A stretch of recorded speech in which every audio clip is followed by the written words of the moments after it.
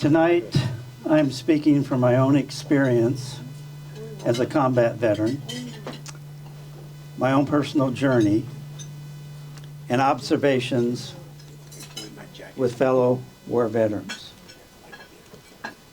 I include those who served in combat zones and those who were not in combat, but nonetheless always in danger. Tonight, I want to tell you about 12 things most people don't know about war veterans. Number one, many of us in war or war zones were silenced concerning our war trauma. Those in previous wars, as well as past wars, were taught in an unwritten code. The code said, man up, hold your feelings inside, or suck it up. Telling your combat experience was considered breaking the silent oath. And that's what most veterans do or have done. It was a code that needed to be broken because it led to devastation. Serious addictions, extreme anger including rage, horrible anxiety, and for many, suicides. Number two, a good percentage of us have sleep disorders triggered by night terrors or nightmares. Night terrors are a dream that you cannot wake up from, and nobody can wake you up from it. You just have to take it through its course. Sleep disorders can lead to having medical problems. It can further escalate to emotional problems. And I have yet to meet a fellow veteran who returns from war that sleeps easily. Number three, we are reactive to loud sounds. I personally do not enjoy the 4th of July and the fireworks that come with it. In the past, I had friends who demanded that I go with the group to see fireworks. I stood my ground, and I simply said, I was in a war, and fireworks reminds me of my war experience. Enough said. Number four, we are obsessive about safety. I can sit in a restaurant or a room, but I prefer to be close to an exit. This is not because I want to be the first to escape if there's a problem, but simply because it gives me a feeling of safety. I can scan areas I am in quite often to make sure it is a safe place. Number five, many of us have trust issues. When in battle, our lives depended on one another. We watched each other's back, as you've heard even in movies. When we returned home from war, that reassurance was gone.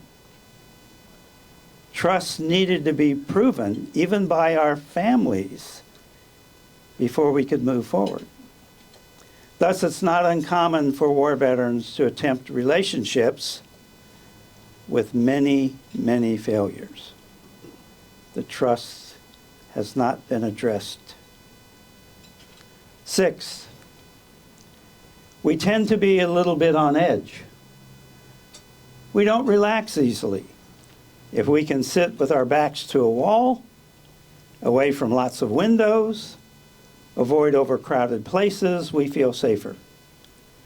For me, it's things like being in an elevator, which we all came up, are small places that brings on a little anxiety.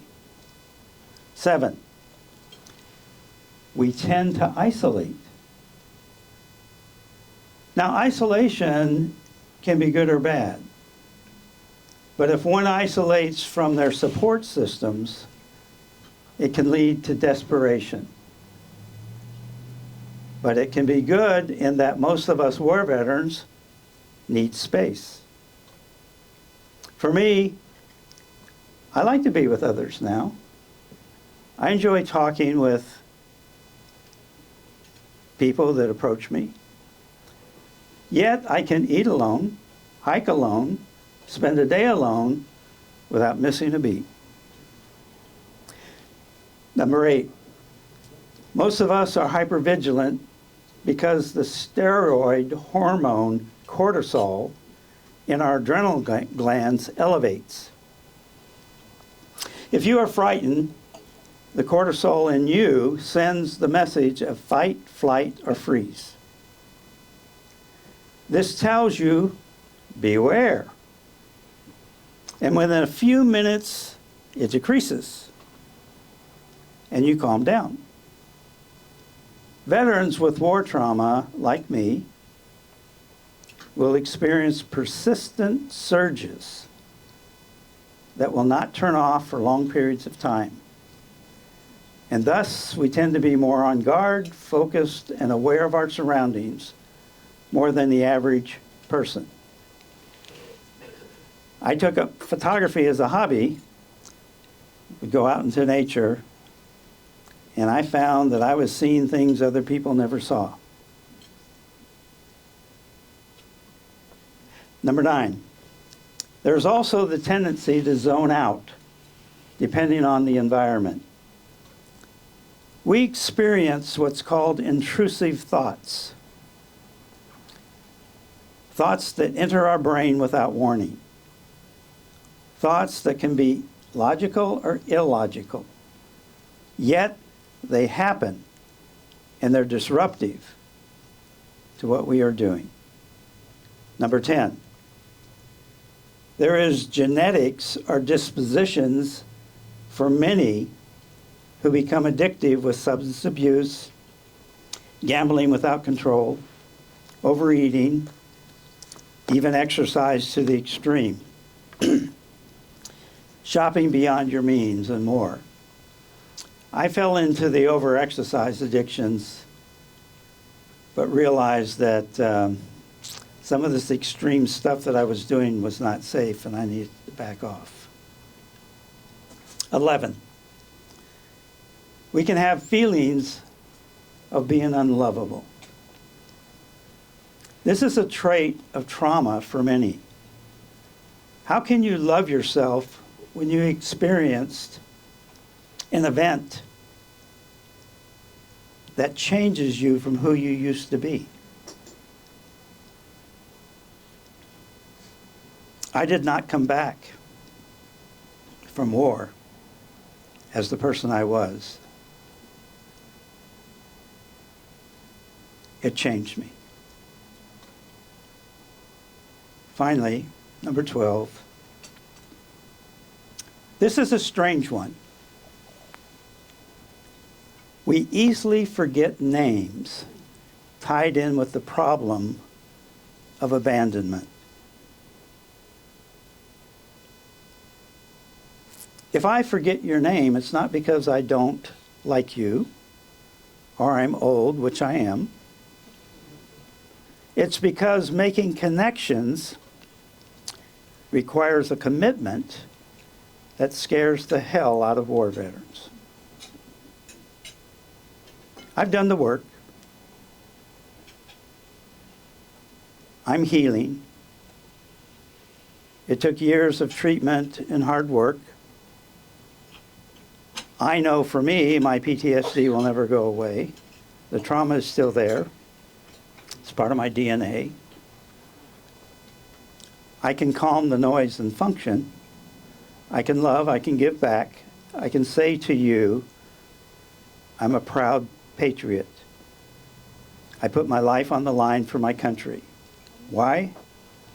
because I value the freedom we have and know it is always fragile, waiting for the day when America becomes apathetic and doesn't care. Don't allow us to wake up surprised to see our freedom is gone because we didn't care. I am open for personal conversations with any of you who want a moment with me during our meeting tonight. Thank you.